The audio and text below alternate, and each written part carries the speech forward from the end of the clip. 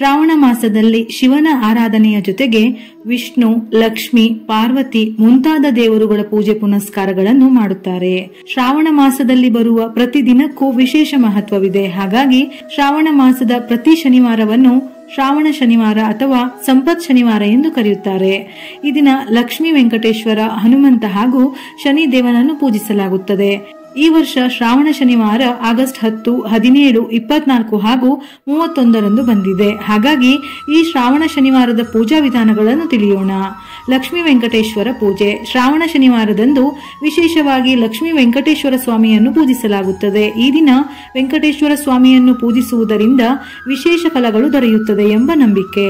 ಶ್ರಾವಣ ಶನಿವಾರದ ದಿನ ಮನೆಯನ್ನು ಸ್ವಚ್ಛಗೊಳಿಸಿ ಮನೆಯ ತುಳಸಿ ಕಟ್ಟೆಯ ಮುಂದೆ ಶಂಖ ಚಕ್ರದ ರಂಗೋಲಿಯನ್ನು ಹಾಕಿ ಹಾಗೆ ಮನೆಯೊಳಗೆ ವೆಂಕಟೇಶ್ವರ ಸ್ವಾಮಿಯ ಫೋಟೋ ಇಟ್ಟು ಅದಕ್ಕೆ ತುಳಸಿ ಹಾರವನ್ನು ಹಾಕಿ ಹಳದಿ ಬಣ್ಣದ ಹೂವು ಸ್ವಾಮಿಗೆ ಪ್ರಿಯವಾದ್ದರಿಂದ ಹಳದಿ ಬಣ್ಣದ ಹೂವುಗಳಿಂದ ಅಲಂಕಾರ ಮಾಡಿ ಹಾಗೆ ಸ್ವಾಮಿಯ ಮುಂದೆ ಅಕ್ಕಿ ಹಿಟ್ಟಿನಿಂದ ತಯಾರಿಸಿದ ದೀಪವನ್ನು ಬೆಳಗಿಸಿ.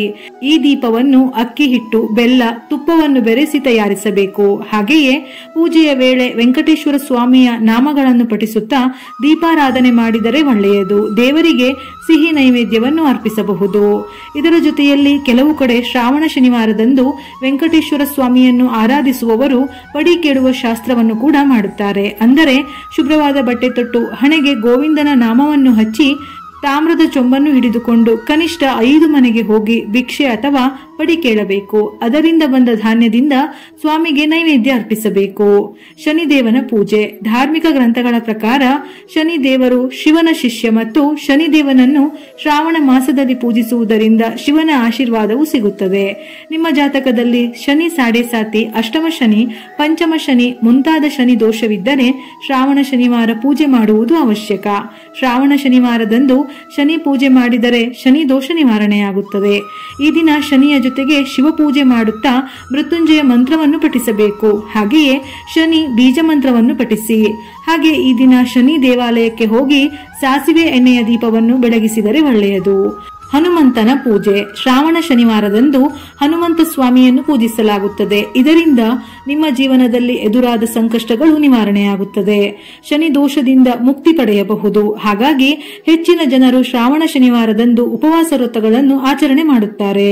ಈ ದಿನ ಹನುಮಂತನ ದೇವಸ್ಥಾನಕ್ಕೆ ತೆರಳಿ ಹನುಮಂತನ ಪೂಜೆ ಮಾಡುತ್ತಾರೆ.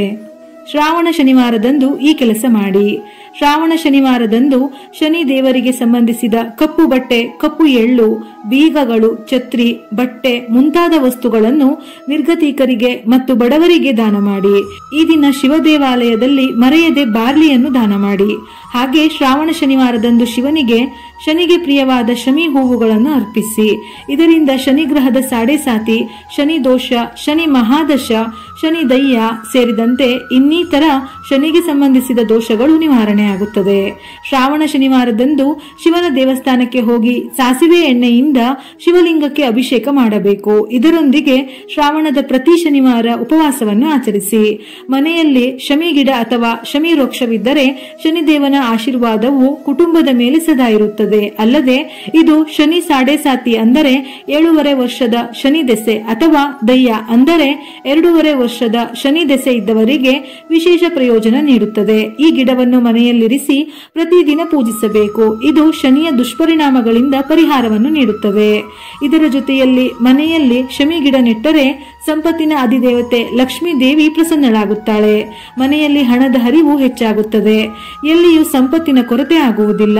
ಶ್ರಾವಣ ಮಾಸದಲ್ಲಿ ಶಮಿ ಗಿಡವನ್ನು ನೆಡಬೇಕು. ಇನ್ನು ಶ್ರಾವಣ ಶನಿವಾರ ಈ ಗಿಡವನ್ನು ಮನೆಯಲ್ಲಿ ನೆಟ್ಟು ಪ್ರತಿದಿನ ಬೆಳಿಗ್ಗೆ ಶಮಿ ಗಿಡಕ್ಕೆ ನೀರು ಅರ್ಪಿಸಿ ಸಂಜೆ ಸಾಸಿವೆ ಎಣ್ಣೆಯ ದೀಪವನ್ನು ಬೆಳಗಬೇಕು. ಮನೆಯಲ್ಲಿ ಶಮಿ ಗಿಡ ಇಡಲು ಸೂಕ್ತ ಸ್ಥಳ. ಶಮಿ ಗಿಡವನ್ನು ಮನೆಯ ಮುಖ್ಯ ದ್ವಾರದ ಬಳಿ ನೆಟ್ಟರೆ ಅದು ಅತ್ಯಂತ ಶ್ರೇಯಸ್ಕರ. ಮನೆಯಿಂದ ಹೊರಗೆ ಬಂದಾಗ ನಿಮ್ಮ ಬಲಭಾಗದಲ್ಲಿ ಈ ಸಸ್ಯ ಇರಬೇಕು. ಇದಲ್ಲದೆ ಮನೆಯ ಚಾವಣಿಯ ಮೇಲೂ ಶಮಿ ಗಿಡ ನೆಡಬಹುದು. ಅಲ್ಲದೆ ಶಮಿ ಗಿಡವನ್ನು ಮನೆಯ ದಕ್ಷಿಣ, ಪೂರ್ವ ಅಥವಾ ಈಶಾನ್ಯ ದಿಕ್ಕಿನಲ್ಲಿ ನೆಡಬಹುದು. ಒಟ್ಟಾರೆ ಶ್ರಾವಣ ಶನಿವಾರದಂದು ದೇವರ ಪೂಜೆಯಲ್ಲಿ ನಿಮ್ಮನ್ನು ನೀವು ತೊಡಗಿಸಿಕೊಂಡು ಜೀವನದಲ್ಲಿ ಎದುರಾದ ಸಂಕಷ್ಟ ಕಷ್ಟಗಳನ್ನು ನಿವಾರಿಸಿಕೊಳ್ಳಿ. ಪ್ರತಿ ಶ್ರಾವಣ ಶನಿವಾರದಂದು ನಿಯಮಗಳ ಪ್ರಕಾರ ಪೂಜೆ ಮಾಡಿ ನಿಮ್ಮ ಇಷ್ಟಾರ್ಥಗಳನ್ನು ಸಿದ್ಧಿಸಿಕೊಳ್ಳಿ. ವಿಡಿಯೋ ಇಷ್ಟ ಆಗಿದ್ದಲ್ಲಿ ಮರೆಯದೆ ಲೈಕ್ ಮಾಡಿ. ಹೆಚ್ಚಿನ ಮಾಹಿತಿಗಳಿಗಾಗಿ ನಮ್ಮ ಫೇಸ್ಬುಕ್ ಪೇಜ್ ಅನ್ನು ಫಾಲೋ ಮಾಡಿ. ಇದೇ ರೀತಿಯ ಮನಮುಟ್ಟುವ ಉಪಯುಕ್ತ ಮಾಹಿತಿಗಳಿಗಾಗಿ ಮತ್ತೆ ಭೇಟಿಯಾಗೋಣ.